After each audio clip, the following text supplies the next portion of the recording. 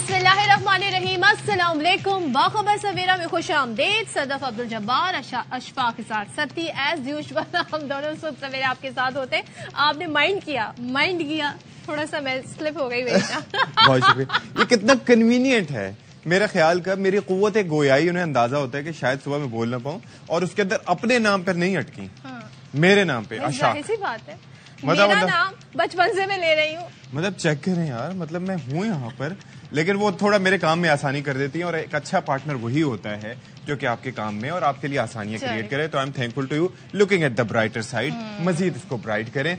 बाकी और क्या ब्राइट है जी, इस वक्त ये है कि खुदगी वगैरह सर्दी वगैरह उसके हवाले से तो हम आपको बताते रहते हैं और आप हमारा शुक्रिया अदा ना भी करना चाहें तो कोई बात नहीं, लेकिन आप हमें देख रहे हैं तो हमारे लिए बहुत मैटर करता है, क्योंकि हेल्थ से लेके हर चीज जो है वो हम कोशिश करते हैं, सयाहत हो, यू नेम इट, हम आपकी अचीवमेंट्स हो, हर चीज को हाईलाइट करने की कोशिश करते हैं। और हमारे प्रोग्राम में आज ये बताना चाह रहा हूं कि आप रिपीट पे भी देख सकते हैं शाम 4 बजे, उसके अलावा यूट्यूब पे एटसेट्रा जहां मर्जी आप देखना चाहें, क्लिप्स की सूरत में, पूरे प्रोग्राम की सूरत में आप देख सकते हैं। अच्छा, और रात गए जी बड़ी अहम डेवलपमेंट हुई है और सबको पता है जी कि इलेक्शन की गहमा गहमी शुरू हो गई है, देखते हैं वैसे, लेकिन हो गई है।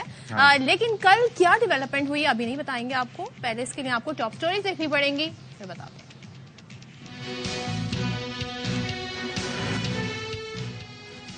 सुप्रीम कोर्ट बार समेत वुकला की 4 तंजीमों का चीफ इलेक्शन कमिश्नर पर अदम एतमाद का इजहार। सुप्रीम कोर्ट बार ने चीफ इलेक्शन कमिश्नर से मुस्ताफी होने का मुतालबा कर दिया।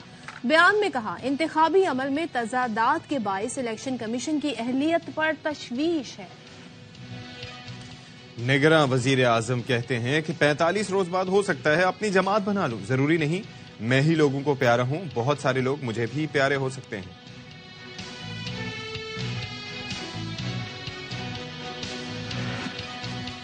खून की कमी अहम और तवज्जो तलब मसला है। दुनिया भर में करोड़ों अफराद मुतासिर हैं। पाकिस्तान भर में 54% से जायद नौउम्र लड़कियों को खून की कमी का सामना है।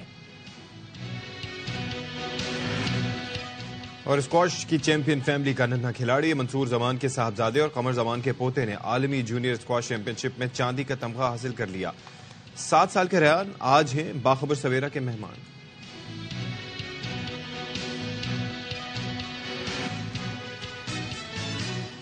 तो जैसे कि हम आपको इंट्रो में बता रहे थे कि इलेक्शन की तारीख है 8 फरवरी 2024। इसमें कोई शक व शुबात नहीं है, कोई अबाम नहीं है। सुप्रीम कोर्ट की जानिब से भी बार बार इस बारे में कह दिया गया है, लेकिन इस सारे बीच के दौरान एक पूरी बैक स्टोरी है कि किस तरीके से हम इस तारीख पर पहुंचे और इस तारीख से पहुंचने से पहले भी बहुत कुछ हो रहा है इत्तेफाक। और जो ये हुआ कि कल जी बड़ी अहम डेवलपमेंट ये हुई कि जो सुप्रीम कोर्ट ऑफ पाकिस्तान के कहने के बाद अब क्योंकि नामजदगी अपने कागजात जमा कराने का सिलसिला भी शुरू हो गया है, तो supreme court bar, Sindh high court bar ने और पाकिस्तान बार ने चीफ इलेक्शन कमिश्नर के खिलाफ ही एलामिया जारी कर दिया। और लुब्बे लुबाब इसका ये है कि जनाब इनकी मौजूदगी में, यानी मौजूदा जो चीफ इलेक्शन कमिश्नर है, साफ शफाफ इलेक्शन नहीं हो सकते।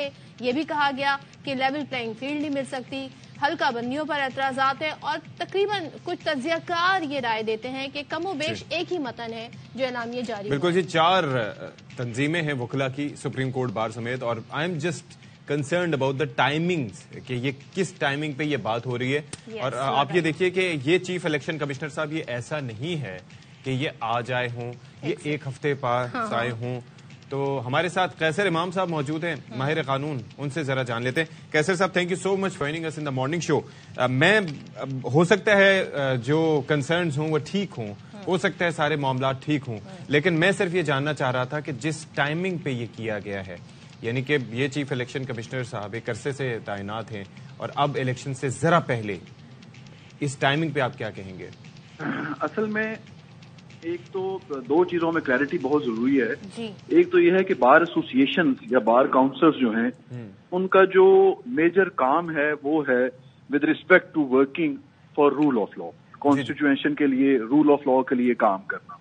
और उस हवाले से एक अरसे से बार एसोसिएशंस और बार काउंसिल्स काम करती हैं, लेकिन दोबारा जो उनका मेजर रोल है वो है with respect to regulating their own functions towards lawyers, कि जो एक पूरी बॉडी है उसको रेगुलेट करना, उसके मैंडेट को देखना कि वो किस तरह है।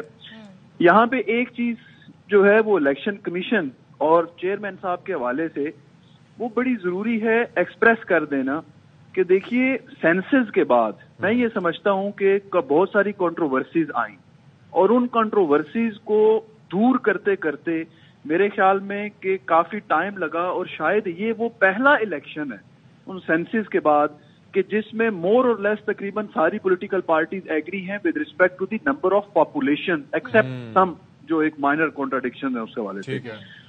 تو اس سینسز کی بیس کے اوپر جو کانسٹیچوئنسیز بننی چاہیے تھی الیکشن کمیشن کو ایمپل ٹائم ملا تھا کہ ان کانسٹیچوئنسیز کو ایک بیسک فارمولا کے تحت وہ ایکولی پاپولیشن کی بیس کے اوپر ڈیوائڈ کرے جو بھی فارمولا انہوں نے ڈرا کیا. لیکن بہت ساری ویریشنز نظر آتی ہیں ایون ڈی لمیٹیشن کے اندر بھی جو میں نے دیکھا ہائی کورٹ کے اندر ہم دیکھتے ہیں اور اس کے علاوہ جو کانسٹیچوئنسیز کی ڈویژن ہے جو بنائی گئی اس کے اوپر بھی. اصل میں جو مین کنسرن ہے وہ یہ ہے کہ یہ جو پروسیس ہے الیکشن کا اس پروسیس کے ریزلٹ میں ریپرزینٹیٹیوز نے جانا ہے to parliament both the houses اور اسی کی بیس کے اوپر جو نیکسٹ جتنی بھی گورنمنٹس ہیں جتنی فنکشننگ ہوگی وہ اسی کی بیس پہ ہوگی. اس کا مطلب یہ ہے کہ یہ الیکشن پروسیس یہ بیک بون ہے نیکسٹ اپ کمنگ جو فیوچر ہے پاکستان کا with respect to the democratic process.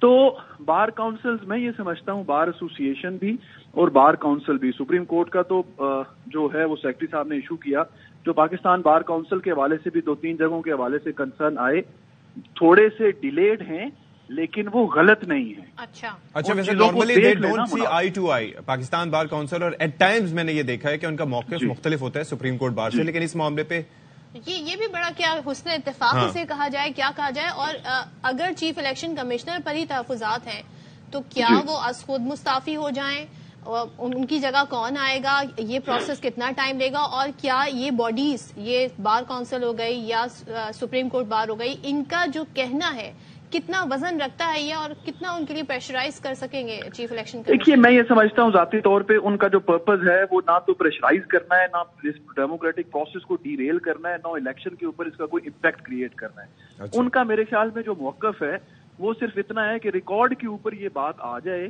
کہ انہوں نے ایٹ اے ٹائم کسی خاص اس معاملے کے اوپر جس کا تعلق ڈائریکٹ عوام سے تھا پاکستان کے عوام سے اور ان کے آئینی حقوق سے تھا انہوں نے اپنا احتجاج ریکارڈ کروایا. کچھ اپریہنشنز ہیں میرے نے اس کا مطلب جی میرا نہیں خیال کہ اس کا کوئی امپیکٹ جو ہے وہ ود ریسپیکٹ ٹو الیکشن آئے گا بیکاز میں بار بار یہ کہہ چکا ہوں مختلف فورمز کے اوپر کہ دیکھیے پاکستان کے اندر پریزیڈنٹ آفس جو ہے president of Pakistan office is the highest rank in the state. جی ادھر chief justice of Pakistan supreme court of Pakistan is the highest adjudicator in Pakistan and then election commission is the highest body جس نے election کروانے. بالکل صحیح کہا. یس تو سپریم کورٹ نے بجائے خود اس چیز کو ڈیسائیڈ کرے سپریم کورٹ نے ان دونوں کو کہا کہ آپ کنسنسس کریٹ کریں اور اس کے بعد یہاں کے ایک چیز پہ آئی گاٹ یور پوائنٹ میں ایک چیز پہ ذرا آپ سے چاہوں گا کہ آپ جاتے جاتے روشنی ڈال دیں وہ یہ ہے کہ آپ نے کہا کہ مقررہ وقت پر وہ چاہ رہے ہیں کہ ان کے اعتراضات ان کے تحفظات ریکارڈ ہو جائیں. اچھا یہ چیز بعد میں بھی کام آتی ہے کہ جی ہم نے تو اس وقت یہ کہا تھا دیکھیں جی ہمارا اعلامیہ موجود ہے لیکن ظاہر یہ میری طرح صدف کی طرح یا بعض لوگوں کی طرح عام لوگ نہیں ہیں. آپ لوگ جانتے ہیں کہ قانون کس طریقے سے کام کرتا ہے.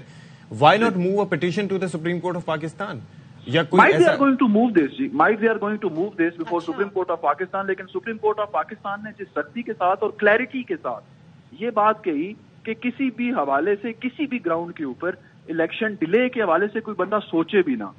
تو میرے خیال میں کہ وہ جو چیزیں ہیں وہ ایک یا دو کانسٹیچوئنسیز کے حوالے سے شاید وہ بات کرنے میں زیادہ امپیکٹ ہوگا. پٹیشن فائل کرنے سے تو ہو سکتا ہے کہ یہ چیز ریورس ہو جائے. تو میرا یہ خیال ہے کہ دے ول وائزلی تھنک اپون دس کہ whether they are going to file the petition or not. میرا خیال ہے پٹیشن کے ریزلٹ میں وہ انہیں نہیں ملے گا جواب. صاحب یہ جو اعلامیہ آئے پھر اس کا کسی بھی طریقے سے خدا نخواستہ کوئی ایسا تو نہیں ہوگا کہ ڈیلے ہونا شروع ہو جائے معاملات یا بالکل بھی نہیں جی بالکل بھی نہیں. میں تو ان ساری کانسپائریسی تھیوریز کو جو پچھلے 1 مہینے سے چلتی ہے میں انہیں بالکل رول آؤٹ کرتا ہوں اور میں اس چیز پہ کلیئر ہوں کہ ٹاپ انسٹیٹیوشنز نے جب یہ کہہ دیا تو وی شوڈ بلیو کہ الیکشن انشاءاللہ 8 فروری کو. تو چلیں جی لیکن آپٹکس میٹر تو فار دی آپٹکس بڑا انٹرسٹنگ ہے کیونکہ جب تحفظات کا ساری جماعتیں اظہار کر رہی ہیں تو جب اس طرح کی جو قانون کے پر عمل درآمد کروانے والی، اس پر نظر رکھنے والی جو باڈیز ہیں، جب وہ اپنے کنسرن شو کریں تو پھر تو سب کے کنسرن چیف الیکشن کمشنر کے اوپر کافی زیادہ ذمہ داریاں آ گئی ہیں. ہاں جی، کافی ذمہ داریاں اور دیر از اے لاٹ آف پریشر کہ بہرحال. اچھا جی، اب ذرا ایک اہم معاملہ جو کہ صحت سے جڑا ہے، آپ کی صحت سے، ہماری صحت سے، وہ ہے خون کی کمی کا مسئلہ. یعنی کہ خون ہے تو صحیح، لیکن ایچ بی آج کل ٹیسٹ کر رہے ہوتے ہیں تو بہت سے لوگوں کا وہ نارمل نہیں آتا، وہ کم آتا ہے. اس کی وجہ سے پھر کیا ہوتا ہے، آپ فٹیگ کا جلدی شکار ہو جاتے ہیں. جو آپ کے آر بی سیز یعنی کہ ریڈ بلڈ سیلز ہوتے ہیں وہ طاقتور نہیں ہوتے. ایٹ ٹائمز پلیٹلیٹس کی کمی ہوتی ہے. اچھا، عام بلکہ طبی زبان میں اس کو کہا جاتا ہے انیمیا. ٹھیک ہے، اس کے بہت سے کازز ہوتے ہیں اور زیادہ تر عام جو اس کی قسم ہے وہ آئرن کی کمی کی وجہ سے ہوتی ہے. لیکن اس کے اندر پھر ہوتا یہ ہے کہ لوگ بغیر پوچھے از خود ڈاکٹر بن کے وہ آئرن سپلیمنٹس لے رہے ہوتے ہیں، لیکن در حقیقت اگر ان ڈیٹیل تھوڑی سی سرچ کی جائے تو پتہ چلتا ہے کہ ریزنز کچھ اور ہوتے ہیں. تو بی ویری مائنڈفل. ہمارے یہاں تو لوگوں کو اندازہ بھی نہیں ہوتا کہ ان کو کیوں اتنی فٹیگ ہو رہی ہے، تھکاوٹ ہو رہی ہے. وہ اس چیز کو سم ٹائمز عمر سے ریلیٹ کر دیتے ہیں. لیکن یہ جو کنسرن آیا ہے، جو 9 عمر لڑکیاں ہیں، 54%، 54% میں یہ خون کی کمی پائی جاتی ہے. تو دس از ویری کنسرننگ. اور ظاہر آئرن کی کمی کے باعث جب اشفاق نے بھی جیسے تھوڑی بہت ڈیٹیل بتا دی، آپ کے جسم کے مختلف حصوں کو آکسیجن نہیں مل پاتی ہے اس طریقے سے، کیونکہ وہ کیری کرتے ہیں بالکل. آر بی سیز آکسیجن اور آپ کے سرخ خلیات کی تعداد کم ہوتی ہے، یعنی جو بلڈ سیلز ہوتے ہیں، ریڈ سیلز ہوتے ہیں، تو پھر آپ کے جو ہارٹ ہے اس کو زیادہ کام کرنا پڑ جاتا ہے. تو یہ آپ کے اوپر ایک برڈن آ جاتا ہے جو آپ کی صحت کو متاثر کر سکتا ہے. تو اس پر بات کرنے کے لیے ہمارے ساتھ موجود ہے وفاقی وزیر صحت doctor Nadeem Jan Sahib. Thank you so much for joining اس ڈاکٹر صاحب. بلکہ آپ وفاقی وزیر صحت بھی ہیں، تو یہ ذرا بتائیے گا کہ یہ اچانک یہ نمبر جو سامنے آیا ہے، obviously یہ بڑا کنسرننگ ہے کہ ملک کی جو 9 عمر لڑکیاں ہیں ان میں سے 54% جو ہیں وہ خون کی کمی کا شکار ہیں، اور خاص طور پر یہ آر بی سیز وغیرہ کا. یہ کیا وجوہات اس کی کیا پتہ چل سکی ہیں، کیوں ہے ایسا؟ اچھا اشفاق اور صدف، سب سے پہلے آپ کو اور آپ کے ناظرین کو ایک صحت مند صبح بخیر. آپ نے جو ایشو اٹھایا یہ واقعی کنسرننگ ہے اور یہ کرونک ہے. ہمارے بچیاں تو جو 54% ہیں ان میں انیمیا، لیکن ہمارے بچوں میں 1 سے لے کے 5 سال تک 62% ہے، اور یہ پریویل کر رہا ہے پورے ملک میں. پھر اس کی اگر ہم جیوگرافک اس میں جائیں، سیگریگیشن میں جائیں، تو ہمیں بلوچستان اور فاٹا کے اور بھی اندوہناک فگر ملتے ہیں. تو ہماری صحت کو اور نیوٹریشن کو تو مسلسل، یعنی کسی ایک رجیم نے نہیں، کسی ایک گورنمنٹ نے نہیں، یا کسی ایک بندے نہیں، یہ ایک ہسٹورک اگنور ہوتا رہا ہے. ابھی ہم جب دیکھ رہے ہیں اپنے انڈیکیٹرز کو، میں آپ کو اور مزید بتاؤں کہ 5 میں سے 1 بچہ مال نرشڈ ہے اور 10 میں سے 1 بچہ سیویئرلی مال نرشڈ ہے. ہمارے 22% بچے لو برتھ ویٹ ہوتے ہیں. ہماری سٹنٹنگ کی جو ریٹ ہے 40% سے ابو ہے، یہ دنیا میں سب سے زیادہ ہے. اور دوسری ہماری جو لو برتھ ویٹ بھی ہے یہ بھی سب سے زیادہ ہے. ہماری ویسٹنگ ہے 17%. 60% ہماری پاپولیشن یا تو ماڈریٹلی فوڈ انسیکیور ہوتی ہے یا سیویئرلی فوڈ انسیکیور ہوتی ہے. تو اس کا تعلق اربن اور رورل ایریاز کی ڈویژن سے ہے. میجر فیکٹرز کیا ہیں اس میں؟ ایک تو ہماری اویئرنیس، ایجوکیشن، پھر ہمارے اپنی سپلائی سائڈ کی ایشوز ہیں، ہیلتھ سسٹم کے اور نیوٹریشن کے، اور اربن، اور بالکل آپ نے صحیح فرمایا کہ اربن اور جو رورل ڈسپروپورشنیٹ رائز ہے ہمارے اربن میں، کیونکہ وہاں پہ اویئرنیس بھی نہیں ہوتی رورل میں، اور یہ فیسلٹیز بھی اویلیبل نہیں ہوتی. پھر غربت بھی، بالکل جو پاورٹی ہے وہ تو کرکس ہے. ہمارے سارے جو صحت کے یا نیوٹریشن کے صورتحال کے انڈیکیٹرز ہیں اور جو ہمیں کافی برے نظر آ رہے ہیں، اس کی وجہ یہی ہے کہ غربت تھی، غربت ہے، اور شاید غربت رہے بھی، کیونکہ ہم کچھ میگا چینج تو لا نہیں سکے ان چیزوں میں. ابھی بھی ہماری دیکھیں تو 40% تو ہماری بلو دا پاورٹی لائن ابھی بھی ہے. جو کہ اندوہناک ہے. تو جب تک کہ آپ سارے ایشوز کو ان ٹوٹو حل نہیں کرتے تو ایک فیکٹر پہ ہم نے تو لیا ہے, جیسے بریسٹ فیڈنگ کو ہم نے لیا ہے, کمپلیمنٹری فیڈنگ کو لیا ہے, اس کے ساتھ ساتھ ہم جو نیوٹریشن انٹیگریٹڈ کا پروگرام لائے ہیں, لیکن وہ پیچز میں ہوتے ہیں, وہ ٹارگیٹڈ ہوتے ہیں ایک جگہ پہ. ہولسٹک ایک اپروچ ہماری ہے اور ہم چاہتے ہیں کہ ہم اس کو بنائیں اور پھر آنے والی گورنمنٹ اس کو اون کر کے چلائے. تو مجھے یہ بتائیے کہ اس پر کیا جا سکتا ہے, کیونکہ یہ ایشو ہر طرف ہے. کراچی کی بات کریں, لاہور کی بات کریں, اسلام آباد کی, ملک کے دور افتادہ علاقوں کی بات کریں, لیکن لوگ تو از خود بھی اس کے اندر علاج شروع کر دیتے ہیں نا. آئرن سپلیمنٹ جو پڑھے لکھے لوگ بھی ہیں وہ بجائے یہ کہ ان ڈیپتھ جا کے دیکھیں کہ وجہ کیا ہے اس کی, وہ شروع کر دیتے ہیں. تو یہ جو ٹیسٹ اس سے متعلق ہوتے ہیں, کیا ان کو ایزیلی کچھ ایکسیسیبل بنایا جا سکتا ہے, آسان کیا جا سکتا ہے تاکہ لوگوں کو پتہ چل سکے؟ جی, یہ پرائمری ہیلتھ کیئر سسٹم میں ہمارا ہے, ہیموگلوبن کا ٹیسٹ تو انٹیگریٹڈ ہے, اور پھر سیکنڈری ٹرشری میں بھی یہ ہے. لیکن اس کے علاوہ میں آپ کو بتاؤں کہ آلریڈی ہمارے تو 54% تو ہے پریویلنس انیمیا کی. تو ابھی ہم نے کیا کیا, ہم جب یہ فلڈز آئے تھے تو اس سے تو ہمارے ہیلتھ سسٹم کو ایک بہت بڑا دھچکا لگا, اور اسی طرح نیوٹریشن کی بیماریاں بھی بڑھی اور نیوٹریشن کی صورتحال بھی خراب ہوئی. تو ہم جو پریگننٹ اینڈ لیکٹیٹنگ ویمن تھے, اور ان میں تقریباً 6 ملین ہمارے ضرورت ہے, اور کیونکہ وہ انیمک ہے تو ہم نے یہ ملٹیپل مائکرو نیوٹرینٹ سپلیمنٹ جو ہمیں ایک چیریٹی نے ڈونیشن میں دی 1 million bottles, Junaid family foundation اور کیئر فاؤنڈیشن نے, ہم نے ان کو جہاں پہ زیادہ یہ پریویلنس تھی تو بلوچستان اور سندھ میں, اور وہ زیادہ ڈیمیج بھی ہو گئے تھے فلڈ سے, تو ان کو دے دی.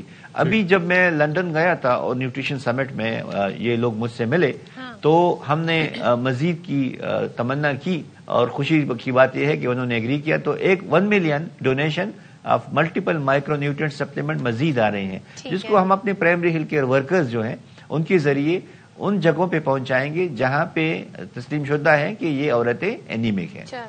ٹھیک ہے, thank you so much doctor Nadeem Jan, نگراں وفاقی وزیر صحت ہمارے ساتھ گفتگو رہے تھے. لیٹس سی, اس پر مزید بھی کام ہونے کی ضرورت ہے, اور ہمارے یہاں بڑے بڑے ریسرچ اس پر ہوتی ہے, ان رپورٹ پر عمل درآمد کریں اور آپ اپنے طور پر ایک صحت مند زندگی گزارنے کی کوشش کریں. جب آپ کانشیسلی ایفرٹ کرتے ہیں کسی بھی چیز کو اپنی زندگی میں انکارپوریٹ کرنے کے لیے, تو آپ آہستہ آہستہ بہت ساری چیزیں آپ کو سمجھ آنے لگتی ہیں. اشفاق میں جیسے بہت ساری کی لوگ خود کر لیتے ہیں. Better to have the knowledge, right knowledge, doctor سے کنسرن کر لیں آپ ان چیزوں کے لیے. نہیں, اور ایک اور چیز میں بلکہ یہ جاننا چاہ رہا تھا, بلکہ یہ کہنا چاہ رہا تھا کہ ہوتا یہ ہے کہ نارملی جو CBC ہوتے ہیں نا, ہم شکریہ ادا کرنا چاہیں گے, وفاقی وزیر صحت ہمارے ساتھ موجود تھے نگراں, لیکن میں یہ عرض کرنا چاہ رہا تھا کہ ہمارے ہاں ہوتا یہ ہے کہ چلے انیشیل فائنڈنگز تو CBC میں آ گئی کہ جی آپ کا HB لو ہے, لیکن یہ فرسٹ اسٹیج ہے. HB لو کی ریزنز کیا ہیں, اس کے مختلف ٹیسٹ ہوتے ہیں. تو جو گورنمنٹ سیکٹر کے ہاسپٹلز ہیں وہاں پر ان ٹیسٹ کی بھی, کیونکہ یہ مہنگے ہوتے ہیں, یعنی کہ فرض کریں کسی کو HB الیکٹروفورسس کرانا ہے تو وہ تقریباً 2000 سے 3000 کے روپے کا ٹیسٹ ہے. اس سے پتہ چلتا ہے کہ آپ تھیلیسیمیا مائنر تو نہیں ہے, یا آپ کی ان ڈیپتھ ڈیٹیلز کیا ہیں, اور بلڈ کلچر یا اور بھی بہت سے ٹیسٹ ہوتے ہوں گے جو اس سے ریلیٹڈ ہوتے ہوں گے. تو وہ بھی ان ہاسپٹلز میں سہل بنائیں, اور ڈاکٹرز جو موجود ہوں وہ صرف پرچی بنا کے ان کو بھیجیں نا, ان کو ٹریٹ کریں, ان کو گائیڈ کریں کہ انہیں کیا کرنا ہے. فرض کریں وہ بندہ آئرن لینا شروع کر دے, آئرن اس کے لیے نقصان دہ ہو, اس کو آئرن کی ضرورت نہ ہو. لیکن اچھا, لوگ آپس میں بھی ایک دوسرے کو ریکمینڈ کر دیتے ہیں اس چیز کو اوائڈ کریں. چلیں ہاں جی, آگے بڑھتے ہیں. اور صحت مند غذا کی جب ہم بات کرتے ہیں تو اس میں صاف پانی بھی آ جاتا ہے, اور اچھی غذا بھی آ جاتی ہے, اور جب موسم ہوتا ہے اس کے بھی اپنے کچھ لوازمات ہوتے ہیں, اس کے پھل ہوتے ہیں.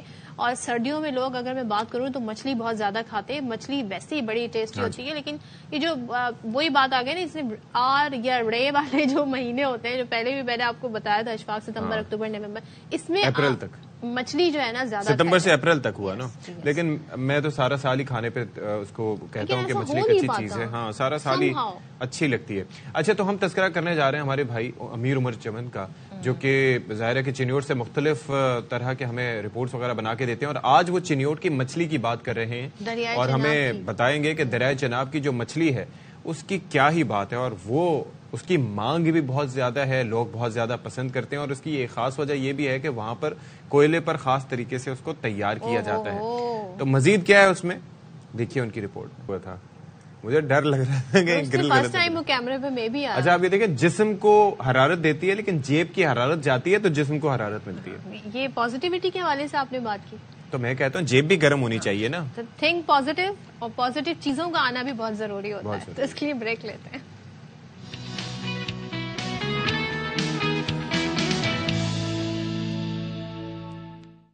Welcome back once again. اور اس وقت ہم آپ کے سامنے ایک ایسی کہانی رکھنے جا رہے ہیں جو اندوہناک بھی اور حیرتناک بھی، حیران ہو جائیں گے اور اندوہناک بھی ہے. اور ایسا کیسے ہو سکتا ہے؟ کیونکہ پولیس کا کام ہے تحفظ آپ کو دینا، لیکن پولیس ہی اگر عدم تحفظ کا شکار ہو جائے تو کیا کہا جائے.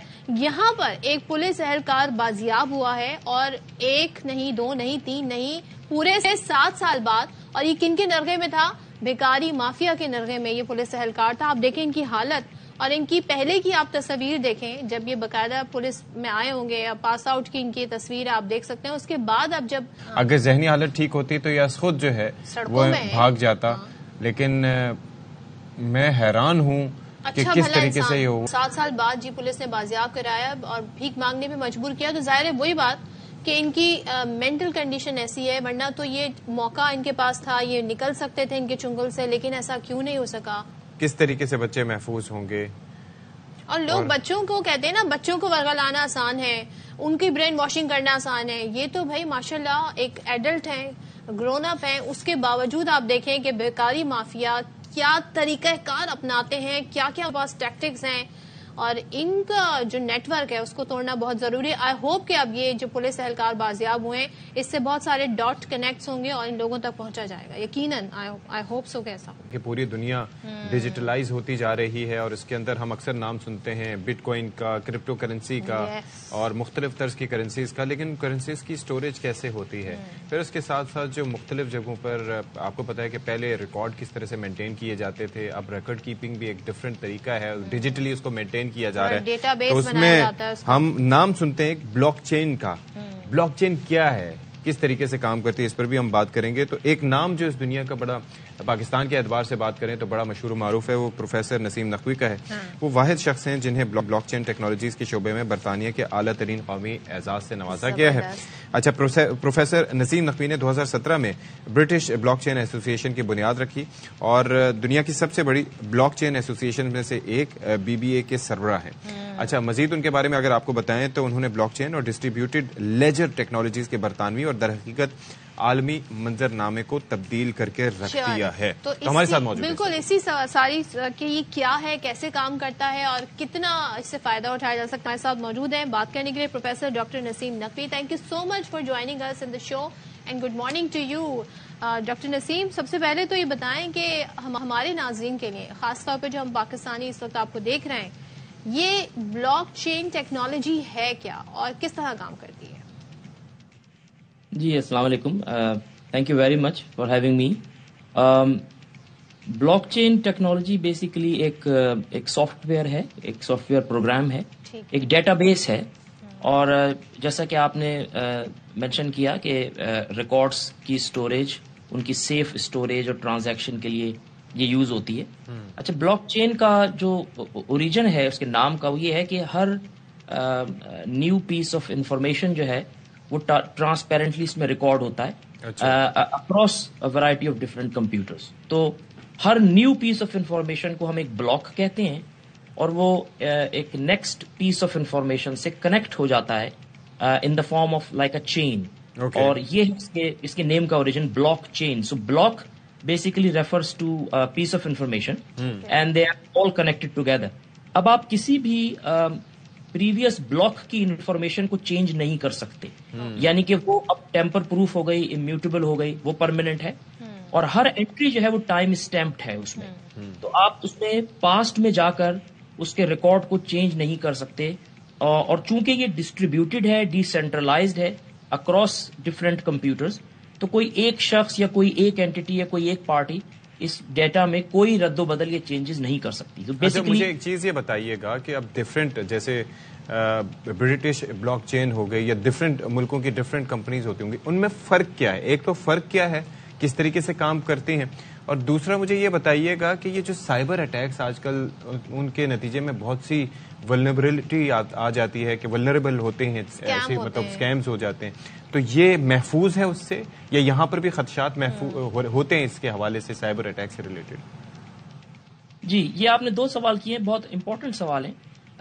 پہلا سوال تو آپ کو یہ کہ جو ڈفرینٹ بلاک چین ایسوسیشنز ہیں، ہماری برٹن میں برٹش بلاک چین ایسوسیشن ہے اور کنٹریز میں ان کی اپنی ایسوسیشنز ہیں. باقی انڈسٹری انٹرپرائزز بھی ہیں جو بلاک چین یوز کرتی ہیں اور اس کو استعمال کرتی ہیں اور اس کی ایڈوکیسی کرتی ہیں.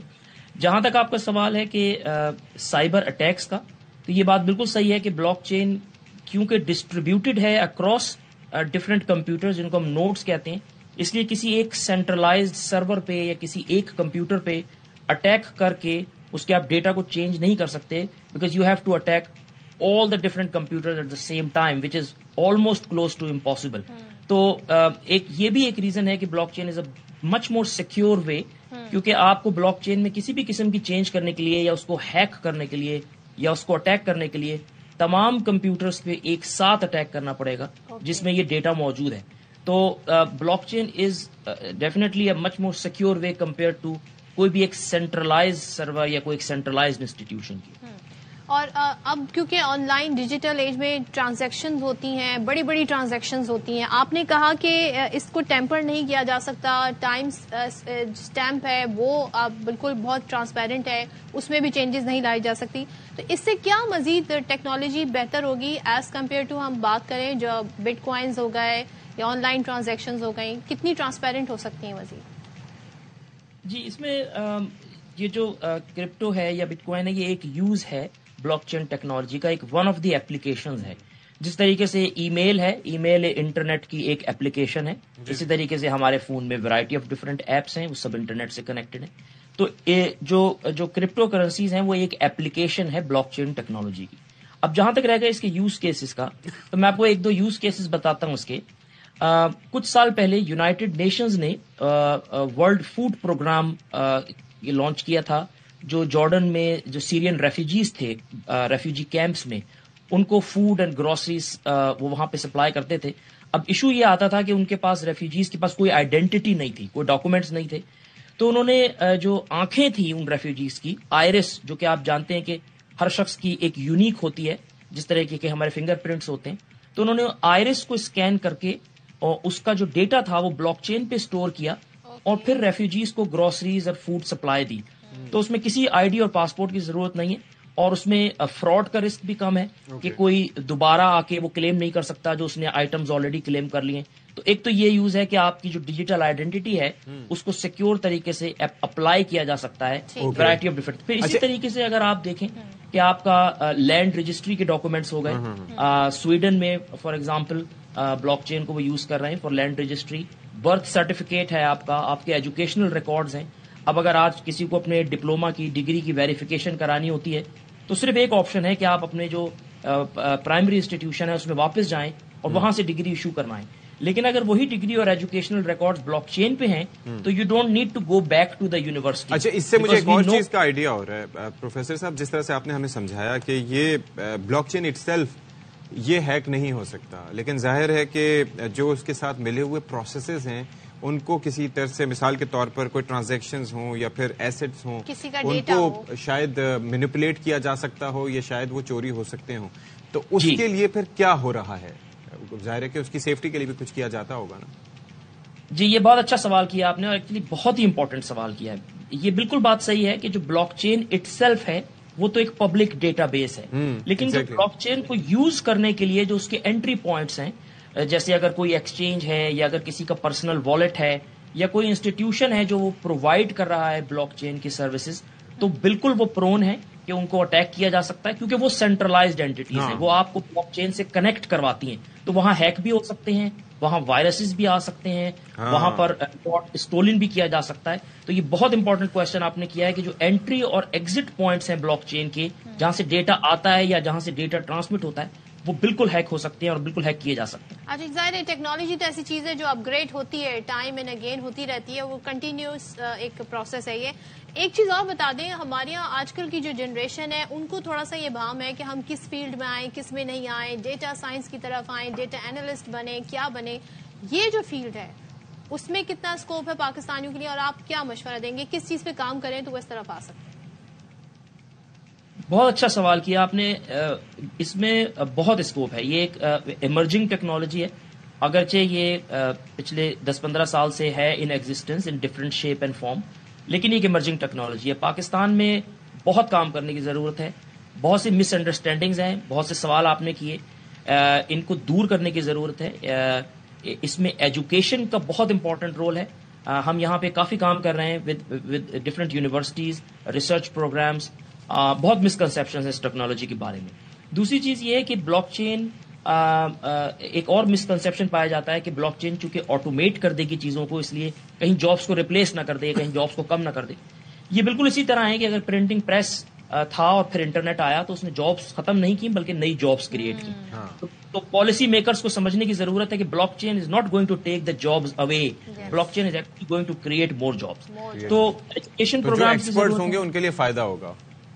جی. اور گورنمنٹ کے ادارے جو ہیں، پبلک سروسز میں بڑی ارجنٹ نیڈ ہے کہ اس ٹیکنالوجی کو سمجھیں، اس ٹیکنالوجی سے کس طریقے سے پاکستان فائدہ اٹھا سکتا ہے، کس طریقے سے لیڈ کر سکتا ہے. جو دوسری نیشنل ایسوسیشنز ہیں ان کے ساتھ کولیبوریٹ کریں. آگے وہ اکثر ہم سنتے ہیں نا کہ فلاں جگہ آگ لگ گئی تو ریکارڈ جل گیا، تو پھر آگ لگے بھی تو ریکارڈ کبھی جل کے ریپلیس نہ ہو سکے یا پھر ختم. بالکل ٹھیک کہہ رہے ہیں آپ یہ. اور یہ چائنا میں بلاک چین ٹیکنالوجی انہوں نے ٹیکس ریکارڈز کے لیے یوز کی ہے.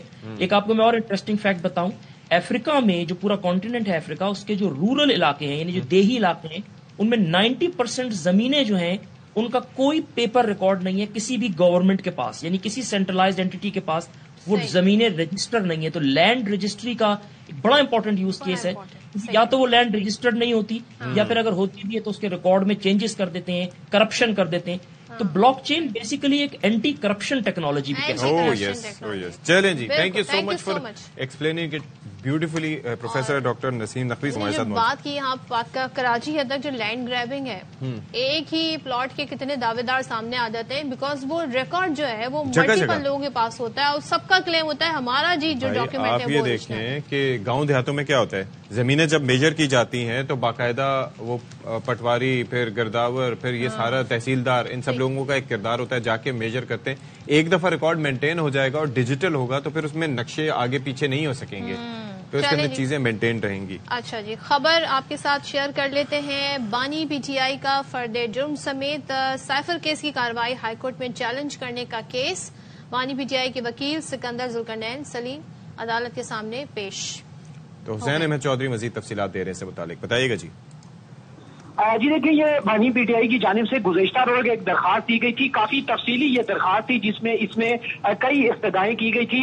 استدعائیں جو ہے وہ کافی زیادہ تھی، جس پر اعتراض جو ہے وہ عائد کیا گیا تھا رجسٹرار آفس کی جانب سے. اور ہائی کورٹ بھی جو ہے وہ ایک طرح کی جب 3-4 درخواستیں اکٹھی آ جائیں تو اس پر ہائی کورٹ بھی جو ہے وہ کافی کنفیوز دکھائی دیتی ہے. تو جسٹس میاں گل حسن اورنگزیب نے بانی پی ٹی آئی کے جو وکیل تھے ان پر برہمی کا اظہار کیا اور کہا کہ آپ نے اتنی زیادہ جو ہے وہ استدعائیں کی ہیں، آپ اپنی درخواست پر جو اعتراضات ہیں اس کو دور کریں. 12 دسمبر کا جو آرڈر ہے اس سے متعلق تو ہم اعتراض دور کر دیتے ہیں، لیکن جو دوسری استدعائیں آپ کی اس کو پہلے درست کریں، درخواست کو مکمل کریں اور رجسٹرار آفس کے جو اعتراضات ہیں وہ دور کرنے کی ہدایت کی ہے. اب اس درخواست پر جو اعتراضات ہیں وہ دور ہوں گے اور یہ درخواست دوبارہ جمع ہوگی اور اس پر دوبارہ سماعت ہوگی. جی ٹھیک ہے، تھینک یو سو مچ حسین چودھری. وقت ایک بریک کا، بریک کے بعد حاضر ہوں گے.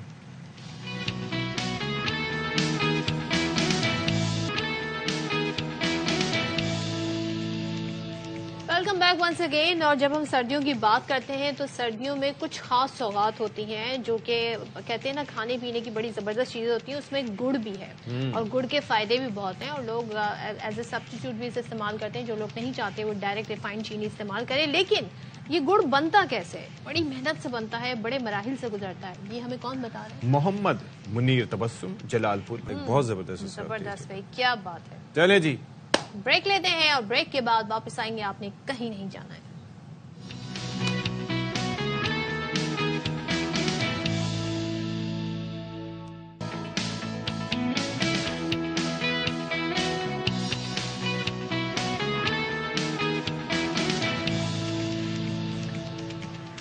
السلام علیکم جی، ایک بار پھر سے آپ کے سامنے موجود ہیں. کیسے ہیں آپ لوگ؟ ٹھیک ٹھاک ہیں؟ خیریت سے ہیں؟ आई एम श्योर कि आपका हमारा 9 से 10 बजे तक साथ बहुत अच्छा रहा होगा और अभी 10 से 11 भी बड़ा खूबसूरत साथ रहेगा. अच्छा, जिस तरीके से मैंने कहा अस्सलाम वालेकुम जी, तो मुझे एकदम चाहत फतेह अली खान साहब की याद मुझे भी थोड़ा सा ऐसी लगा ना थोड़ा. तो आप आजकल उन्हें सुन ज्यादा रहे, क्या चक्कर है? अच्छा, वैसे एक बात बताऊं, आजकल कंप्लीट वीडियोस का नहीं, आजकल शॉर्ट्स और रील्स का जमाना है, तो उसके अंदर ऐसा हो सकता है कि कोई दिन आपका ऐसा गुजरे जहाँ पर नजर ना आ जाए. आप वैसे उनको स्पेसिफिकली फॉलो करते हैं सोशल मीडिया पे? Why not? ऐसे कभी कभार तड़का अच्छा लगता है. उनको फॉलो करने की इसलिए भी जरूरत नहीं कि इतने उनके चाहने वाले हैं, उनकी चीजें पोस्ट करते रहते हैं, खुद ही आपके जो कहते हैं ना टाइमलाइन पे आना शुरू हो जाते हैं. ओ यस, वेरी वेरी राइट.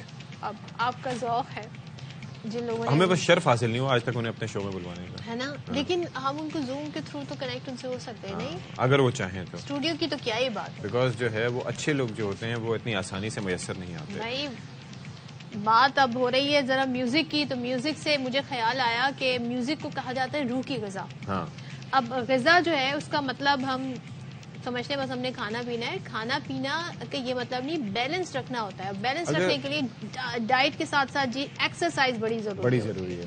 अब एक्सरसाइज के लिए टाइम नहीं है और हमने अपनी जिंदगियों को इतना सहल कर के लिए हमारे पास टाइम नहीं है कि हम छोटी सी भी डिस्टेंस पे जाना होगा हम गाड़ी निकाल के जाएंगे, बाइक निकाल के जाएंगे. अब इससे हमारी बॉडी हरकत में नहीं है, हम मशीन पे बैठ के सफर कर रहे हैं. लेकिन साइकिल वो चीज है कि अगर आप उसका इस्तेमाल करें तो वो रास्ता भी, डिस्टेंस भी कवर हो जाएगा और आपकी एक्सरसाइज भी हो जाएगी. तो एक ही चीज से दो काम आप कर सकते हैं. क्यों? बिल्कुल जी. और आपको जी जाहिर है कि कैलोरीज बर्न कर सकते हैं. और जो साइकिलिंग लोग करते हैं उनकी फिटनेस भी आप देखते हैं कि कितनी जबरदस्त होती है माशाल्लाह से. अच्छा, हम गोरे दिखा रहे हैं लेकिन हमारे पाकिस्तानी भी जब कर रहे होते हैं तो बड़ा जबरदस्त तरीके से लाइफस्टाइल हमारा डिफरेंट अब चेंज हो चुकी हैं चीजें. अब लोग साइकिलिंग करते हैं, साइकिलिंग को प्रमोट करते हैं मुल्क, बल्कि कराची शहर के मुख्तलिफ हिस्सों में स्पेशली ऑन द वीकेंड्स में देखता हूँ कि बड़ा एक रुझान पाया जाता है. कराची के बेशतर इलाकों में इसलिए भी नहीं हो सकता. अशफाक के यहाँ स्नैचिंग बहुत होती है, सड़कें नहीं होती हैं, सड़कें सही नहीं होती हैं, ट्रैफिक बेहंगाम होता है. आप देखें बेचारे साइकिल चलाने वाले, उनको कोई लेन नहीं है. जो बनाई भी थी शाहरा फैसल पे,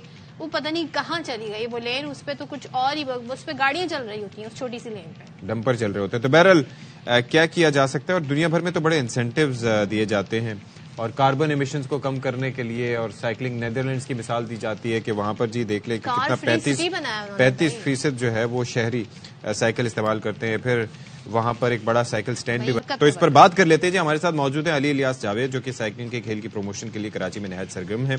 इसके साथ साथ वो खुद भी साइकिलिंग के कौमी चैंपियन रहे हैं. Thank you so much for joining us भाई. कैसे हैं आप? ठीक ठाक है? बिल्कुल ठीक जी. भाई ये मुझे बताइए कि ये फिटनेस का, आपकी फिटनेस का भी राज यही है कि आप साइकिलिंग ज्यादा करते हैं? आजकल भी मतलब तवातुर से कर रहे हैं ये? जी मैंने भी एक सिर्फ फिटनेस के लिए शुरू की थी. एक आम सी बाइक लेके कराची में, बहुत सस्ती सी बाइक लेके अपनी वाइफ के साथ जस्ट एज अ फिटनेस रात में.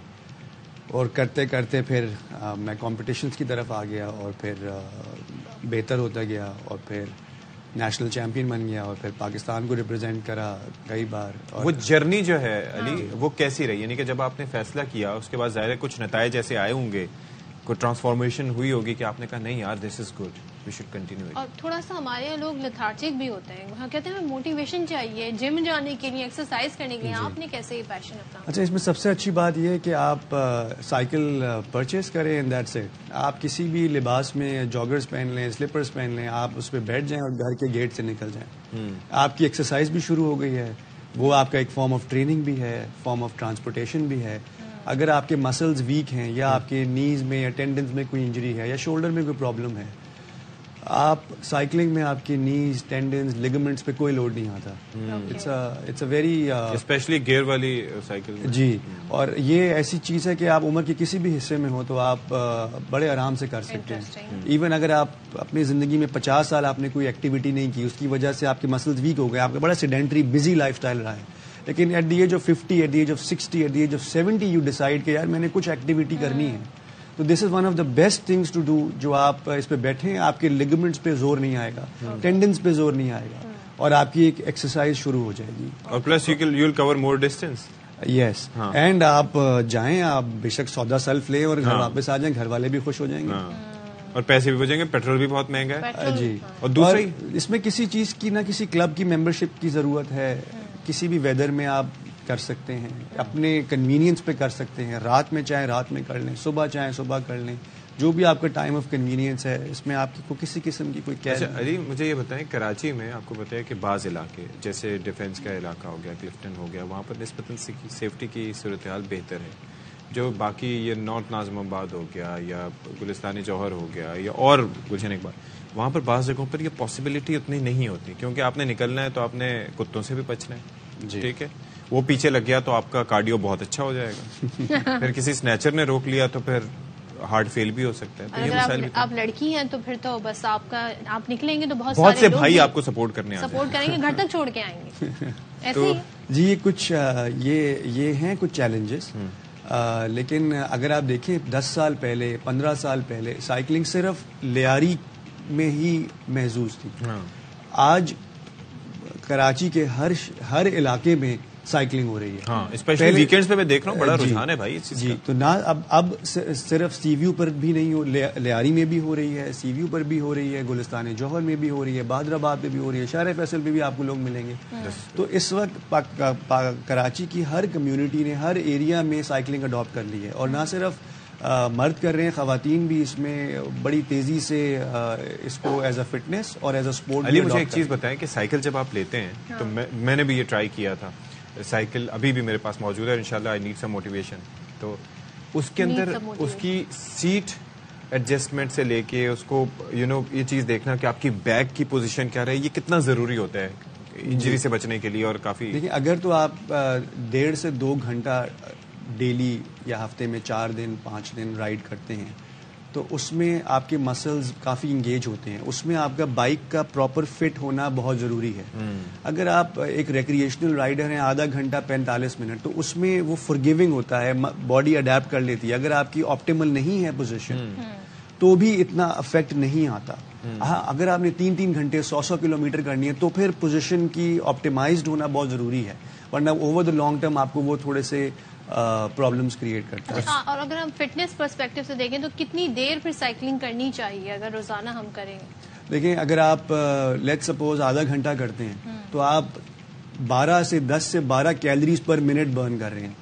آدھے گھنٹے کا مطلب ہے کہ تقریباً 300 400 کیلریز آپ برن کریں گے. جی 450 400 کیلریز کا مطلب ہے ایک شیرمال اور ایک نہاری آپ آرام سے کھا سکتے ہیں آدھے گھنٹے میں. آپ کھا لیتے ہیں؟ ہاں جی میں تو کرتا ہی اسی لیے ہوں. نلی والی نہاری؟ ہاں جی تو اگر میری تو خیر ٹریننگ ہوتی ہے اور ہم فیبروری میں انڈیا جا رہے ہیں ایشین چیمپئن شپ ہے پاکستان کو ریپرزینٹ کریں گے تو میری تو جو ٹریننگ ہے وہی 100 کلومیٹر سے کم ہوتی نہیں.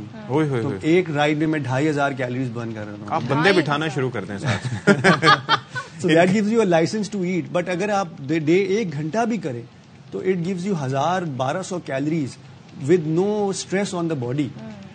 کیونکہ بھاگتے ہوئے بھی آپ کو ظاہر ہے کہ نیز پہ آپ کے وہ ہوتا ہے. جی بھاگتے ہوئے اگر آپ اس کو بہت ریگولرلی کریں گے اور آپ ایکٹیو نہیں رہے لائف میں پچھلے اپنے حصے میں آپ کے مسل اسٹرانگ نہیں ہے آپ کے پاس جم کی سہولت اویلیبل نہیں ہے تو وہ کچھ پرابلمز آپ کو 3-4 مہینے بعد ہلکے آنا شروع ہو جائیں گے. سائیکلنگ میں یہ ہے کہ آپ کو اس طرح کا کوئی پرابلم نہیں آئے گا. اچھا it's not that just like کہ آپ نے بس سائیکل خریدی گھر سے باہر نکالی اور چلانا. یو نیڈ ٹو نو کہ کس طرح سائیکل کام کرتی ہے بیلنس مینٹین کرنا لڑکیوں ظاہر چلانی آتی ہو تبھی نا. دیکھیں اچھی چیز یہ ہے کہ آج آپ کے پاس کراچی میں اور پاکستان کے ہر شہر میں کمیونٹیز ڈیولپ ہو گئی ہیں اور یہ بڑی ہیلپ فل کمیونٹیز ہیں. آپ کسی بھی سوشل میڈیا پلیٹ فارم پہ جا کے لکھیں کہ جی میں اس ایریا میں رہتا ہوں یہ میرا سائیکلنگ بیک گراؤنڈ ہے مجھے یہ سیکھنا ہے. آپ کو بہت سارے لوگ جو ہے وہ وہیں پہ رسپونڈ کریں گے اور آپ کو ہیلپ آؤٹ کرنے آ جائیں گے.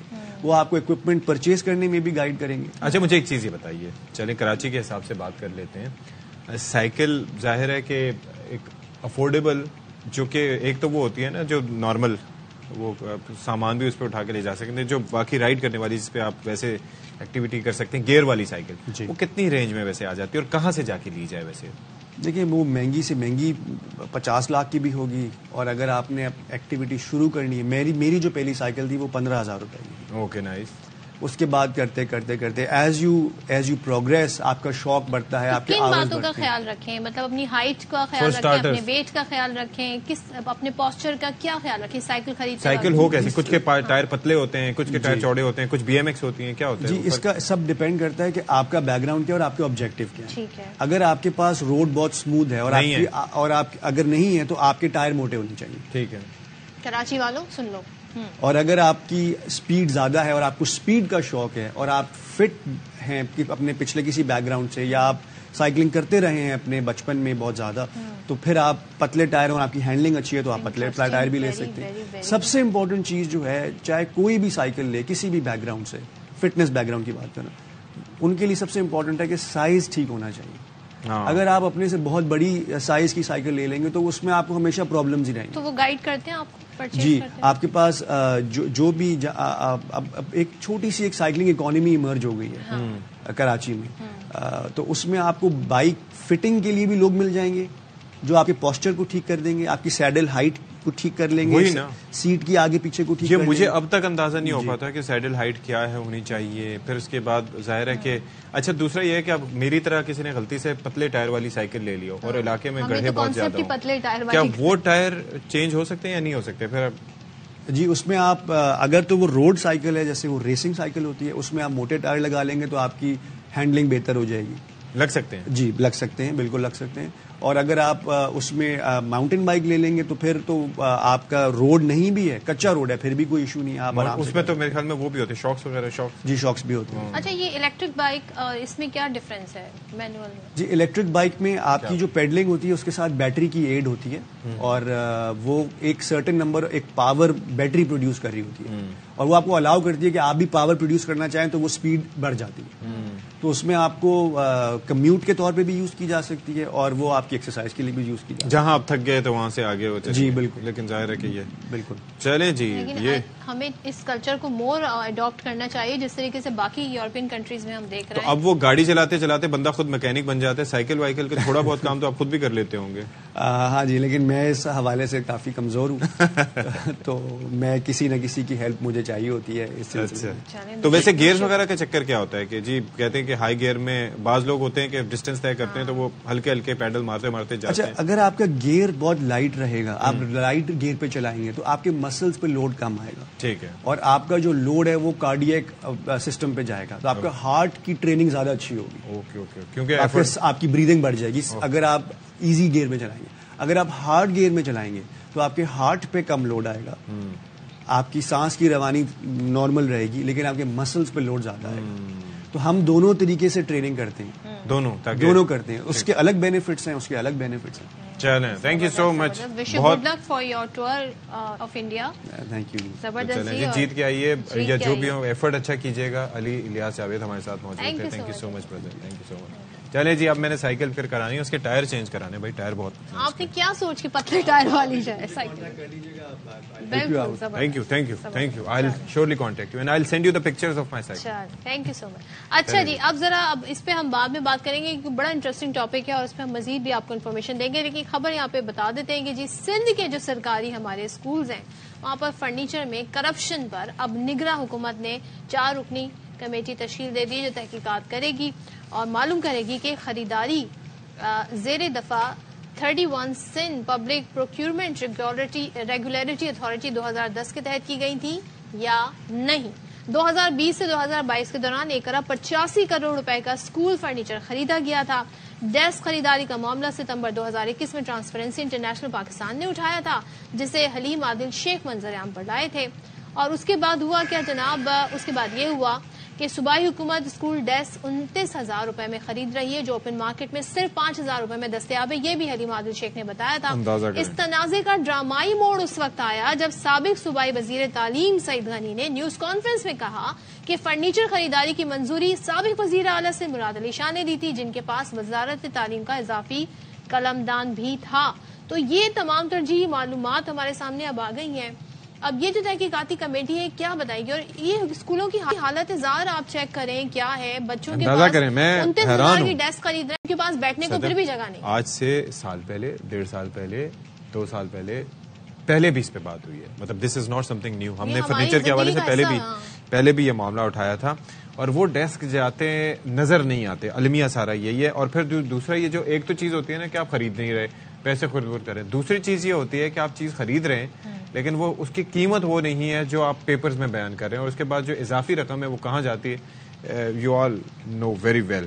تو اب یہ ہے کہ مطلب آپ یہ دیکھیں کہ یہ ایک تنازع ہی ہے. لیٹ سی کہ اس کا کیا حل نکلتا ہے اور اس پہ کیا نوٹس لیا جاتا ہے. اچھا, فرنیچر کرپشن کی داستان کے بعد ایک ذکر کریں گے ایک نگراں حکومت کے ایک اچھے قدم کا. خستہ حال جو اسکول ہیں ان کی اپ گریڈیشن کا منصوبہ, اس پہ تیزی سے کام شروع کر دیا گیا ہے. اور نگراں وفاقی وزیر تعلیم مدد علی سندھی کی جانب سے اس میں ایک غیر سرکاری تنظیم کے تعاون سے اسلام آباد میں ایک اسکول کا دورہ کیا گیا ہے جو کہ جدید سہولیات سے آراستہ ہے, اور ایسے ہی 20 سرکاری پرائمری اسکولوں کو 6 ہفتے کی قلیل مدت میں اپ گریڈ کرنے کی ہدایت جاری کی ہے. سرکاری اسکول اسلام آباد میں؟ جی جی, تو اسلام آباد سے پھر سلسلہ بڑھتا رہے. سندھ کے جو سرکاری اسکول ہیں وہاں کی حالت اظہار ہم آپ کو اس سے پہلے دکھا رہے تھے. ہاں, اصل میں ماڈل سٹی تو اسلام آباد ہے, پھر اس کے بعد میرے خیال میں یہ سلسلہ وسیع ہونا چاہیے. تو کیا سوچا جا رہا ہے اس پر بات کر لیتے ہیں. نگراں وفاقی وزیر تعلیم مدد علی سندھی صاحب ہمارے ساتھ موجود. Thank you so much for joining اس.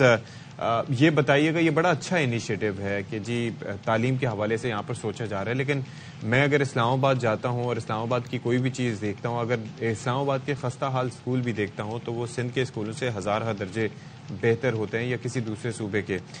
تو پہلے تو ہمیں اس پروجیکٹ کے بارے میں بتائیے, اور پھر دوسرا یہ کہ کیا یہ فوکس, چونکہ آپ وفاقی وزیر تعلیم ہیں, تو دوسری جگہوں پر بھی تھوڑا سا آئے گا؟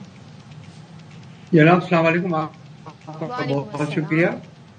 جناب میں نے جب وزیر تعلیم کا منصب سنبھالا تھا تو میں نے سپٹمبر کے فرسٹ ویک میں ہی اسلام آباد کے اسکولوں کا معائنہ کیا تھا, اور سب سے پہلا اسکول یہ کوہسار مارکیٹ میں جو ہے ایپسس میں, اس میں جب گیا تھا تو مجھے حیرت ہوئی کہ اسلام آباد کے اسکولوں کی اگر یہ حالت ہے تو دوسرے ہمارے دوسرے صوبوں کی کیا حالت ہوگی. آپ یقین کیجیے اس اسکول میں حالت یہ تھی کہ واش روم کے کموڈ ٹوٹے ہوئے تھے, پینے کا پانی نہیں تھا, اور نلکے بھی ٹوٹے ہوئے تھے, اور گھاس جو تھی چاروں طرف مجھے ڈر لگا کہ ان میں کہیں سانپ نہ ہو. تو ان کو میں نے کہا کبھی آپ نے یہ کوشش کی ہے یہ؟ پھر میرے ذہن میں تھا کہ کم از کم ہم اسلام آباد سے تو ایک شروعات کریں, اور میں نے تمام اسلام آباد کے اسکولوں کا معائنہ کیا. اور آپ یقین کریں کہ ان اسکولوں کی حالت بالکل بری ہے. اب میں نے یہ شروعات کی ہے اس اسکول کو ایک ماڈل اسکول, میں نے مختلف لوگوں سے بات کر کے اور یہ ایک ماڈل اسکول بنایا ہے. آپ دیکھیے کہ وہاں کتنی فیسلٹیز ہیں. یہ میں چاہتا ہوں کہ ایسے 20 اسکول, کیونکہ دیکھیں نگراں حکومت کے پاس ٹائم تو کم ہوتا ہے, 20 اسکول میں چاہتا ہوں کہ اسلام آباد میں ہم جلدی تیار کر سکیں. یہ کتنا ٹائم لیں گے یہ اپ گریڈیشن جو ہے 20 اسکول؟ میں انشاءاللہ جنوری کے اینڈ میں, فیبروری کے سے پہلے ہی میں یہ اس کو 20 اسکول تیار کر دوں گا. زبردست, کوشش میری یہ ہوگی. اور اس کے علاوہ میں آپ کو عرض کروں, میں تمام صوبوں میں 2 اسکول سے اپنی طرف سے میں ان کو بنا کر دکھاؤں گا کہ آپ دیکھیں کہ اسکول کس طرح ہوتے ہیں اور اسکولوں میں ماحول کس طرح ہوتا ہے. معیار تعلیم تو ہم بعد میں آتے ہیں, لیکن بنیادی فیسلٹیز نہیں ہوگی, پینے کا صاف پانی نہ ہوگا. اور آپ دیکھیں کہ اگر میں نے پہلے یہ کہا تھا کہ بھائی آپ پرنسپل صاحبہ کو کبھی آپ ادھر آئے ہیں, آپ خود خاتون ہیں, اس واش روم میں اگر پانی نہیں ہے, کموڈ ٹوٹے ہوئے ہیں, تو یہ بچیاں کہاں جائیں گی؟ اللہ کا شکر ہے کہ یہ میں نے کام شروع کر دیا ہے, اور آپ کو پتا ہے کہ بیوروکریسی سے کام لینا بھی ایک بڑا مشکل کام ہے, لیکن اگر نیک مقصد ہو تو آدمی کام کر سکتا ہے.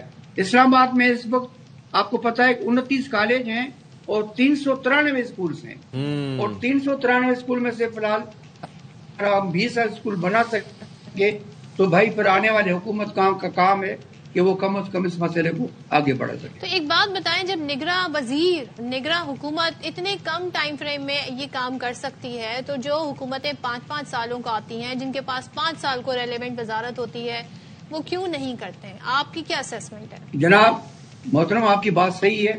میں نے کل یہ کوئٹہ میں بھی بات کہی تھی وزیر اعظم صاحب کے سامنے کہ بھائی ہماری حکومتوں کے منشور سے یہ سرکاری اسکول کیوں اتر گئے ہیں, آخر ان اسکولوں کی حالت کیوں خراب ہے؟ ہم اسلام آباد کی بات نہیں کرتے ہیں, لیکن سندھ, پنجاب کے پیکی میں, بلوچستان میں جائیں کہ اسکولوں کی حالت کیا ہے. تو یہ پرائیویٹ اسکولز آ گئے ہیں, ٹھیک ہے, اچھی بات ہے, لیکن ہمارے 80% لوگ نہیں پڑھا سکتے پرائیویٹ اسکولز میں بچوں کو, وہ ان بچوں کو انہی اسکولوں میں بھیجیں گے. تو ہم حکومت کو چاہیے, میں نے یہ تمام پارٹیز کو یہ دعوت دی ہے کہ بھائی اپنے تمام اختلاف بھلا کر آئندہ 5 سال آپ فقط تعلیم کے منصوبے کو آگے بڑھائیں, اور یہ عہد کریں کہ ہم تعلیم کے کو بہتر کر سکیں. بالکل، اس وقت تو تعلیمی ایمرجنسی کی بھی ضرورت ہے. تھینک یو سو مچ مدد علی صاحب، نگراں وفاقی وزیر تعلیم ہمارے ساتھ تھے. اور دیکھیں جی، نگراں حکومت اگر چاہے کسی میں ول ہو تو وہ کم عرصے میں بھی یہ کام کر سکتے ہیں اور ضرورت ہے. اور وہ ایک بات انہوں نے بڑی اچھی کی مدد علی صاحب نے، وہ کہا کہ جب آپ کسی جگہ جاتے ہیں وہاں کا ماحول ہی اچھا نہ ہو، انوائرمنٹ ہی اچھا نہ ہو، تو سوچیں بچوں کا دل کرے گا اس اسکول میں آنے کا. یہ بڑا. اور ٹیچرز کے لیے اگر ایک الگ کوئی چیز کوئی جگہ اپیلنگ ہی نہ بنا دیں اور بچوں کو آپ بالکل ہی خستہ حال چیزیں دیں، تو پھر تو یہ ڈفرینس جو ہے آپ انہیں بچپن سے سکھا کیا رہے ہیں. تعلیم یہی اگر پرنسپل صاحبہ اسی واش روم میں جا رہی ہوتی ہیں تو اس کی حالت ہزار بہتر ہوتی ہے. صفائی ستھرائی اسی کینٹین سے کھائیں گی. ہم نے کئی اچھی اچھی جگہ دیکھی ہیں جہاں پر صفائی ستھرائی نہیں ہوتی تو وہاں پر واش رومز کی حالت خراب ہوتی ہے. تو اس میں جہاں پر شہریوں کا بھی ہوتا ہے وہاں پر ان کا صفائی ستھرائی کرنے والوں کا بھی ایک کردار ہوتا ہے. اچھا جی، کراچی سے خبر ہے افسوسناک. باغ کورنگی قریب ایک بس نے موٹر سائیکل سواروں کو کچل دیا ہے جی. یہ اس حادثے میں 2 افراد جاں بحق اور 3 زخمی ہوئے ہیں. نذیر شاہ ہمیں مزید تفصیلات سے آگاہ کریں گے. نذیر، یہ بڑا ایک دل دہلا دینے والا حادثہ ہے، یہ ہوا کیا؟ بالکل، دیکھیں میں اس وقت یہیں اسپاٹ پر موجود ہوں. یہ باغ کورنگی مزار ہے جس کے قریب ایک ٹریفک سگنل جو ان ایکٹیو ہے، وہاں پر یہ حادثہ پیش آیا ہے. اور جو عینی شاہ سے ہماری بات ہوئی، اس کا کہنا ہے کہ تیز رفتار بس کی جو رکی نہیں اور اس نے 4 موٹر سائیکلوں کو اڑایا ہے، ہٹ کیا ہے، جس کے نتیجے میں 2 افراد موقع پر ہی دم توڑ گئے تھے، جبکہ 3 زخمی ہوئے ہیں جن میں محمد علی، افضل اور مظہر شامل ہیں. ان کو جنہیں اسپتال منتقل کیا گیا ہے. اور ان کا یہی کہنا ہے کہ یہاں پر پہلے اسپیڈ بریکر ہوا کرتا تھا، لیکن جب یہاں پر بڑی بسیں چلنا شروع ہوئی تو اسپیڈ بریکر ختم کر دیے گئے، جس کی وجہ سے آئے روز کم سے کم ہفتے میں 1 سے 2 ایسے حادثات ہوتے ہیں جن میں یا تو کوئی شخص زخمی ہوتا ہے یا جاں بحق ہو جاتا ہے. ان کا یہی مطالبہ ہے کہ یہاں پر اسپیڈ بریکر دوبارہ بنایا جائے. جی ٹھیک ہے نذیر، تھینک یو سو مچ. اور یہ افسوسناک واقعہ پیش آیا ہے، اور لیکن اس طرح کے واقعات کے بعد ہم دیکھتے ہیں ہوتا کچھ نہیں ہے اشفاق. ہاں جی، ہوتا ہے کچھ نہیں ہے، بس ہم رپورٹ کرتے ہیں پھر بھول جاتے ہیں. جو اتھارٹیز ہیں وہ بھی اس پہ نوٹس نہیں دیتی کیونکہ ان کے لیے جس طریقے سے بس رکتی ہے نا اسٹاپ پہ، اور جس طریقے سے ریس اور کہیں پر بھی رک جاتی ہیں بھائی، ایسے ہی ہوتا ہے. ایک بریک لیتے ہیں.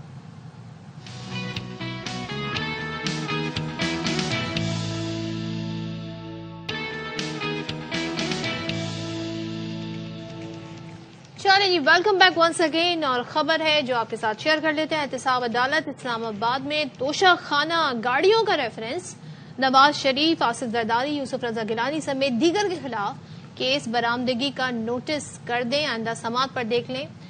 یہ کہا گیا ہے قاضی مصباح ایڈوکیٹ کی جانب سے. حسین احمد چودھری مزید بتائیں گے. جی دیکھیں، توشہ خانہ کیس ہے. احتساب عدالت کے جج محمد بشیر نے کیس کی سماعت کی ہے، اور نواز شریف کی حد تک تو معاملہ پہلے سے ہی زیر سماعت تھا، لیکن آج یوسف رضا گیلانی اور آصف زرداری سے متعلق بھی جو ہے وہ کیس کی سماعت ہوئی ہے. یوسف رضا گیلانی کی جانب سے استثناء کی جو ہے وہ درخواست دی گئی اور کہا گیا کہ یوسف رضا گیلانی جو ہے وہ الیکشن کمپین میں مصروف ہیں اور ان کی درخواست جو ہے وہ استثناء کی جو ہے وہ دائر کی گئی ہے. وکیل کی جانب سے کہا گیا کہ 5 متفرق درخواستیں اور بھی ہیں اور ان پر بھی احکامات جو ہے وہ جاری کیے جائیں گے. وکیل کی جانب سے کہا گیا کہ درخواستوں کی تفصیل عدالت کو فراہم کر دیں گے. عدالت نے کہا کہ اس کو دیکھ لیں گے. وکیل نے کہا کہ برآمدگی کا نوٹس کر دیں، باقی آئندہ سماعت پر جو ہے وہ کر لیں گے. وکیل کی جانب سے مزید کہا گیا کہ آج ضمنی ریفرنس فائل کرنا تھا، ہم شامل تفتیش ہو گئے ہیں اور تفتیشی کا تبادلہ ہو گیا تھا. تیاری کے لیے کچھ وقت دیا جائے، الیکشن آگے آ رہے ہیں اور یوسف رضا گیلانی کی استثناء کی جو ہے وہ درخواست آئی ہے. عدالت نے کہا کہ عدالت نمبر 3 کا کیس ہے، جلد جج صاحب جو ہے وہ آ جائیں گے کیونکہ احتساب عدالت سے اس وقت ایک جج صاحب جو ہے وہ سن رہے ہیں، جبکہ اسلام آباد میں 3 عدالتیں ہیں. تفتیشی افسر جو ہے وہ نہیں آئے ہیں، آئندہ سماعت پر جو ہے وہ پیش ہو جائیں، احتساب عدالت کی جانب سے کہا گیا ہے. اور تفتیشی افسر کو آئندہ سماعت پر عدالت میں پیش ہونے کا نوٹس جاری کیا گیا ہے اور 4 جنوری تک توشہ خانہ کیس کی سماعت ملتوی کی ہے. ٹھیک ہے، تھینک یو سو مچ. اچھا، نیب کی جانب سے فواد چودھری کو احتساب عدالت میں پیش کرنے کی اجازت مانگ لی گئی ہے. نیب پروسیکیوٹر نے کہا کہ ملزم جوڈیشل کسٹڈی پر ہے، وارنٹ گرفتاری کی تعمیل ہو چکی ہے، 24 گھنٹے میں عدالت پیش کرنا ہوتا ہے. پروڈکشن آرڈر جاری کریں تاکہ جسمانی ریمانڈ کے لیے پیش کریں. عدالت نے کہا کہ فواد چودھری کو عدالت میں لانے کے لیے درخواست دیں. احتساب عدالت کے جج محمد بشیر نے اس معاملے کی سماعت کی. چلیں جی، اب بات ہو جاتی ہے T20 یعنی کہ نیوزی لینڈ کے خلاف جو ہماری سیریز ہونی ہے. T20 کے 5 میچز ہونے ہیں اور جس کے لیے ٹیم کی باقاعدہ تیاریاں پہلے سے جاری بھی تھیں.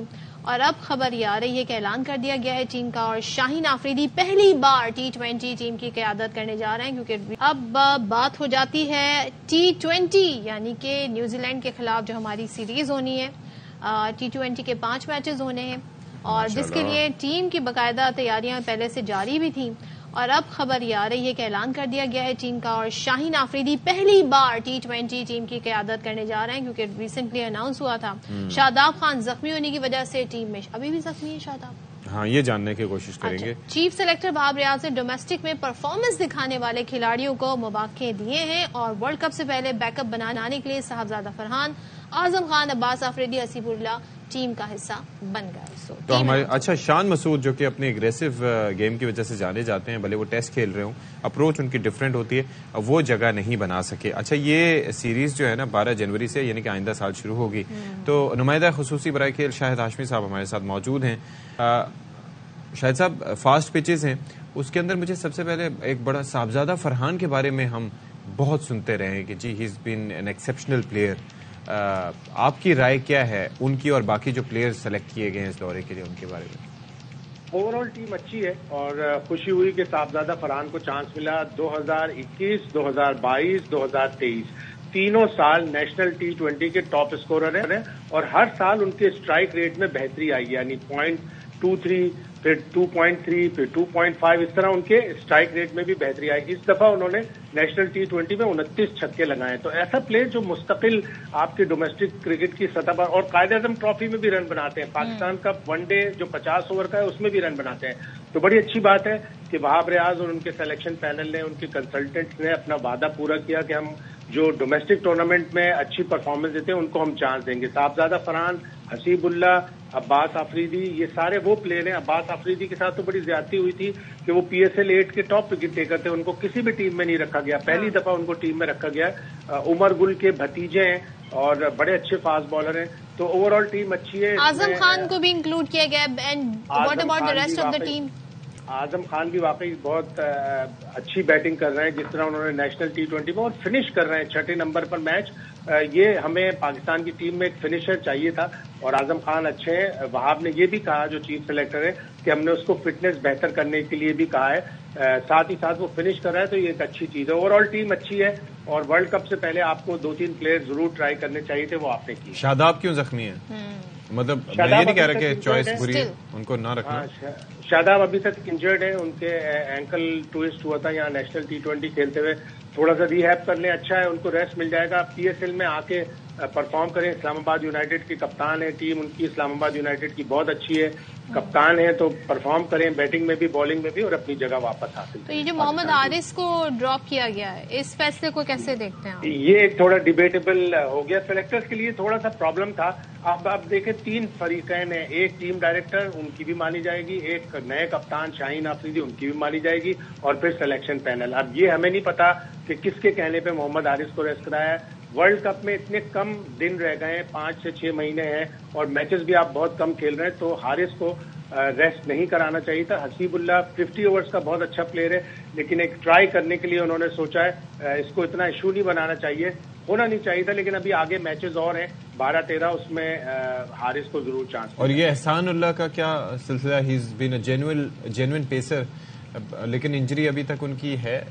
2-3 پلیئر ایسے ہیں جیسے جن کی انجری پہ بڑی تشویش ہے، ایک تو شاداب ہو گئے، دوسرے نسیم شاہ ہو گئے، ابھی وہ ریہیب میں آ گئے، بالنگ انہوں نے شروع کر دی ہے۔ حسنین مستقل انفٹ رہتے ہیں، اتنے اچھے بالر ہیں، اور اوپر سے احسان اللہ تو جس فرینچائز میں گئے اس نے بڑی قربانی دی ہے، اس نے یہ کہا کہ ہم شاید PSL بھی اسے نہ کھلائیں، اس لیے کہ ہم یہ چاہتے ہیں کہ PSL سے زیادہ وہ ورلڈ کپ میں پاکستان کی ضرورت ہوگا، تو احسان اللہ ابھی انفٹ ہے۔ اور شاہین ظاہر ہے ایک تو وہ بالر ہیں، اور ہمارے یہاں کیپٹن عموماً بالر نہیں ہوتے، ان کا امتحان ہوگا اس سیریز میں، تو ان کی کیا ایکسپیکٹیشن ہے ان سے اس سیریز؟ بالکل اچھی ایکسپیکٹیشن ہے، اللہ کرے وہ فٹ بھی رہے۔ ابھی آپ نے دیکھا آسٹریلیا کے کپتان پیٹ کمنز ہیں، انہوں نے ورلڈ کپ جتوایا۔ بین اسٹوکس بھی آل راؤنڈر ہیں، وہ بھی بالنگ بھی کرتے ہیں، وہ بھی بالنگ آل راؤنڈر ہے۔ شاہین نے 2 سال لاہور قلندرز کی کپتانی کی ہے، دونوں سال انہوں نے ٹائٹل جیتا ہے، تو ان کی کپتانی پہ کوئی شک نہیں ہے، لیکن تھوڑی سی ان کے بارے میں فکر یہ رہتی ہے کہ وہ فٹ رہیں۔ چلے جی، یہ خاصی فکر ہے، وہ فٹ رہیں اور ان کا پیس جو ہے وہ واپس آئے، جو کہیں کھو سا گیا ہے۔ بہت شکریہ، نمائندہ خصوصی برائے کھیل ہمارے ساتھ موجود تھے۔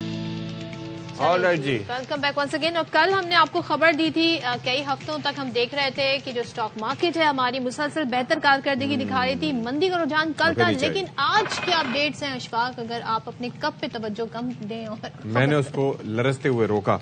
अच्छा, तो बात यह है कि 100 इंडेक्स में 415 पॉइंट्स का इजाफा हुआ है। अब मुस्बत आगाज हुआ है पाकिस्तान स्टॉक मार्केट में और 100 इंडेक्स जो है वो 63,000 की सतह पर पहुंच गया है और इंडेक्स 63,248 पॉइंट्स पर ट्रेड कर रहा है। तो इस पर बात कर लेते हैं जी।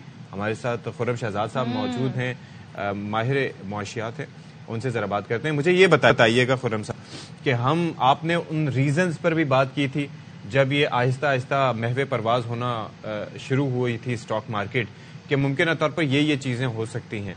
अभी भी आप समझते हैं कि यही रीजंस हैं, इलेक्शंस का टाइम पे होना और बाकी सारे जो एस्पेक्ट्स हैं वो उसी तरीके से चल रहे हैं, आगे की तरफ पॉजिटिव हैं इंडिकेटर्स? जी अस्सलाम वालेकुम and good morning to both of you. देखिए, मैंने जो बात की थी वो फंडामेंटल्स थे और फंडामेंटल्स देखिए मोरलेस वही हैं। आगे की डायरेक्शन हो गई, पॉलिटिकल डायरेक्शन क्या है, इकोनॉमिक डायरेक्शन क्या है, IMF का रिव्यू कामयाब हुआ है, मोस्टली चीजें शॉर्ट टर्म में स्टेबल ही नजर आ रही हैं। ये जो कल हुआ था, जो मार्केट गिरी थी 2000 पॉइंट से भी ज्यादा, जो सेकंड लार्जेस्ट डिक्लाइन है मेरे ख्याल में PSX का, वो बेसिकली दो रीजंस थे उसके। एक तो ये कि सेलर कौन था। सेलर बेसिकली अगर आप देखें तो इंडिविजुअल्स, हाई नेटवर्थ जो होते हैं वो सेलर्स थे। उसके साथ कुछ म्यूचुअल फंड्स ने भी बेचा था। लेकिन अच्छी चीज क्या थी? अच्छी चीज ये थी कि जो फॉरेन इन्वेस्टर है वो नेट बायर था। कल $5 million foreign investor net buying की पोजीशन में था, यानी कि उसने इन्वेस्टमेंट की थी, तो जो कि अच्छी खबर है।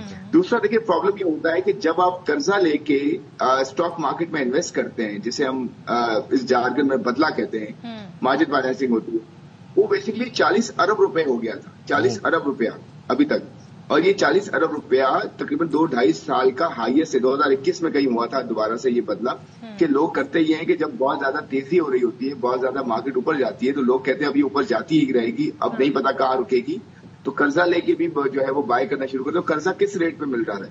30% पे मिल रहा है कर्जा।